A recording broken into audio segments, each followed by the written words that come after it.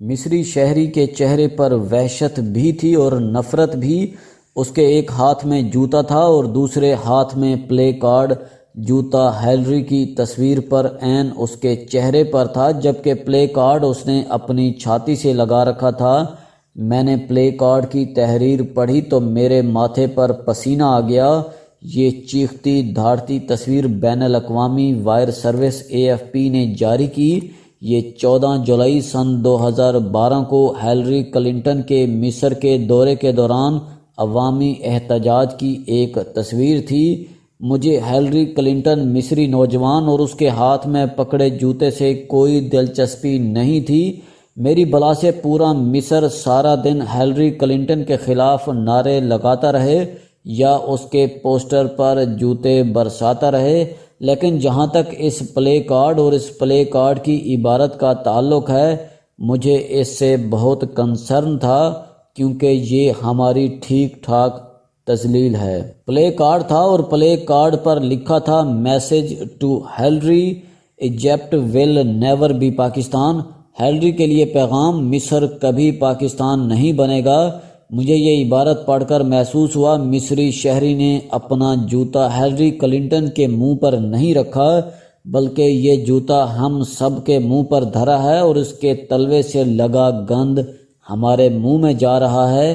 یہ جوتا ثابت کر رہا ہے ہم ذلت کی اس آخری حد سے بھی نیچے جا چکے ہیں جہاں اس مصر کے شہری بھی ہمیں جوتے مار رہے ہیں، جو کبھی پاکستان کو ترقی اور خوشحالی کا قبلہ سمجھتا تھا۔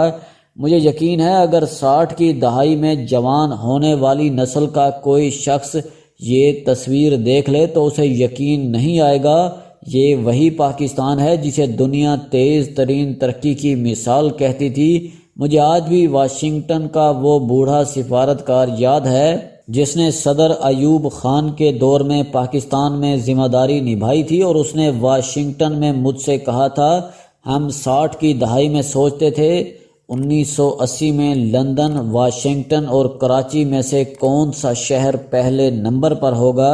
مجھے انڈونیشیا کا وہ وزیر خزانہ بھی یاد ہے جس نے نواز شریف کے دوسرے دور میں جکارتا کا دورہ کرنے والے پاکستانی وفد سے کہا تھا مجھے 5 دیہات نے چندہ جمع کر کے میڈیکل کی تعلیم کے لیے پاکستان بھجوایا تھا۔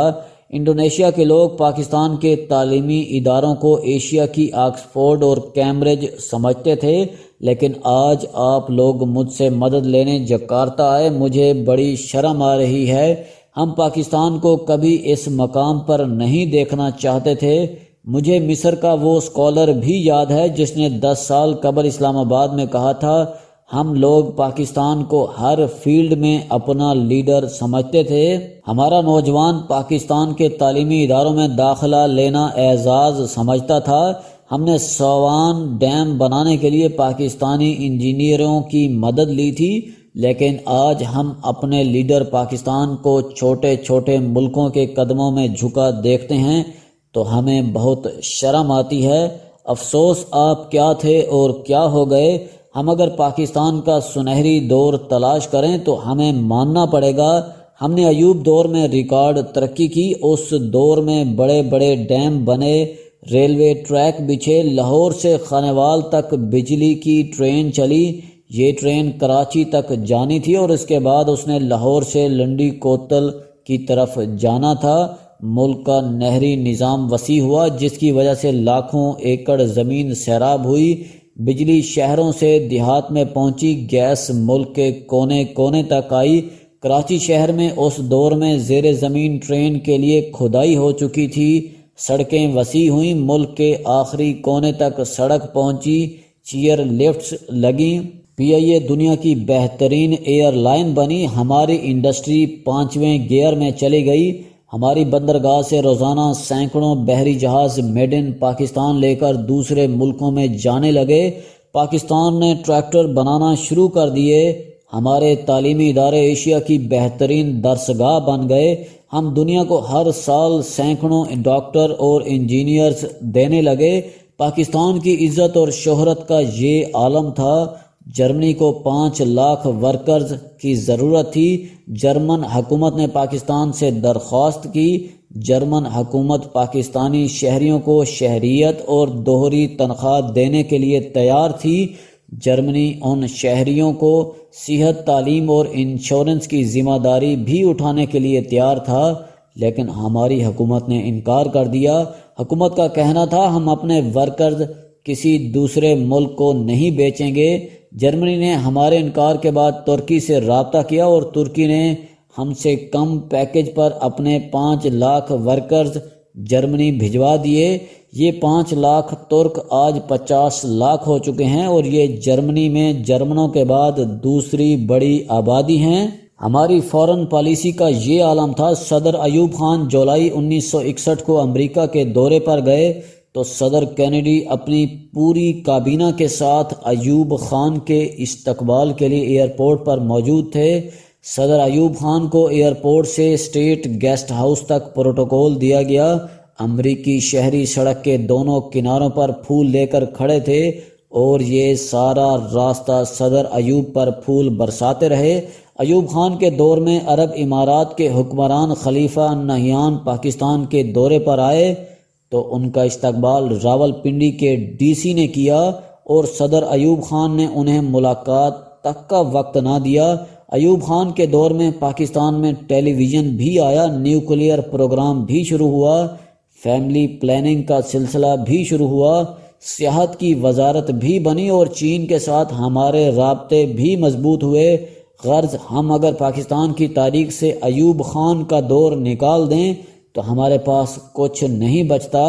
ذوالفقار علی بھٹو بلا شبہ پاکستان کے بہت بڑے لیڈر تھے، لیکن انہوں نے پاکستان کے معاشی پہیے کو 40 اور 50 کی دہائی میں واپس دھکیل دیا تھا۔ یہ مزدور کی زبان کو آواز دینے میں کامیاب ہو گئے، لیکن انہوں نے وہ فیکٹریاں بند کروا دیں جہاں سے مزدور کی زبان کو رزق کا ذائقہ ملتا تھا۔ پاکستان کی آنے والی حکومتوں نے بدقسمتی سے ترقی کا یہ سلسلہ آگے بڑھانے کی بجائے اس ملک کو برباد کر دیا۔ ہم اگر 1968 سے 2012 تک پاکستان کے 44 سالہ دور کا جائزہ لیں تو ہمیں ایوب خان کے بعد کراچی کی سٹیل مل اور موٹر وے کے علاوہ کوئی بڑا منصوبہ نظر نہیں آتا۔ کراچی کی سٹیل مل کی آج کیا حالت ہے یہ پوری دنیا جانتی ہے، اور ہم نے اگر موٹر وے پر بھی توجہ نہ دی تو یہ بھی اگلے 5 سالوں میں جی ٹی روڈ بن جائے گی۔ ڈیمز مٹی سے بھر چکے ہیں اور ٹربائنز بجلی پیدا کرنے کی بجائے شعلے اگل رہی ہیں۔ بجلی سے چلنے والی ٹرین بند ہو چکی ہے اور لوگ اس کی اربوں روپے کے تار تک لے گئے ہیں۔ ریلوے اور پی آئی اے کی حالت پوری دنیا کے سامنے ہے اور رہ گئے ہمارے تعلیمی ادارے تو یہ ڈگریاں چھاپنے کے علاوہ کوئی کام نہیں کر رہے۔ ہمارے ایم اے پاس نوجوان کی استطاعت یورپ کے پرائمری پاس بچے کے برابر ہوتی ہے۔ یہ ڈی جنریشن کیوں ہے؟ ہم آسمان سے زمین کی تہوں کی طرف کیوں بڑھ رہے ہیں؟ اس کی بڑی وجہ ہماری لیڈرشپ ہے۔ ہم حساس ترین عہدوں پر بھی نااہل ترین شخص کو بٹھا دیتے ہیں اور اس کے بعد ہوا میں ڈولتے جہاز کو اللہ کے رحم و کرم پر چھوڑ دیتے ہیں۔ ہمیں ماننا پڑے گا پاکستان میں ایوب خان سے پرویز مشرف تک آمریت کے ادوار معاشی لحاظ سے بہت اچھے تھے۔ ملک نے انہی ادوار میں ترقی کی۔ ہمیں ٹھنڈے دل سے ان وجوہات کا جائزہ لینا ہوگا اور اس کے بعد ان کی خوبیوں کو سیاسی کلچر کا حصہ بنانا ہوگا۔ مثلاً ہمارے عامر بہترین لوگوں کی ٹیم بناتے تھے۔ صدر ایوب خان، جنرل ضیاء الحق اور پرویز مشرف کی ٹیم بہت اچھی تھی، جبکہ ان کے مقابلے میں ہماری سیاسی جماعتوں میں اہلیت اور ٹیلنٹ دونوں کی کمی ہے۔ یہی صورتحال دوسری جماعتوں کی ہے۔ یہ بھی ایسے جاہلوں کو ٹکٹ دینے پر مجبور ہیں جن کے پاس 20-30 ہزار ووٹ ہوں اور یہ باقی کمی دھاندلی سے پوری کر سکتے ہوں، اور یہ کامیاب امیدوار کامیابی کے بعد کیا کرتے ہیں؟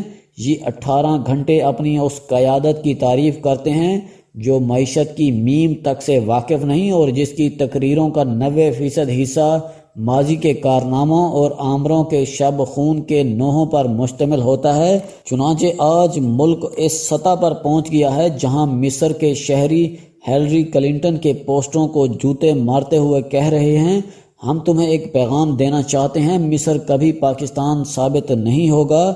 مجھے اس جوتے اور اس پیغام کا افسوس نہیں، مجھے افسوس اس بات کا ہے ہم جوتے کھانے کے باوجود آنکھ کھولنے کے لیے تیار نہیں ہیں۔ ہم گدھوں کی طرح ان جوتوں کو بھی اپنے لیے اعزاز سمجھ رہے ہیں، ہم درگت بننے پر بھی خوش ہیں۔ شکریہ۔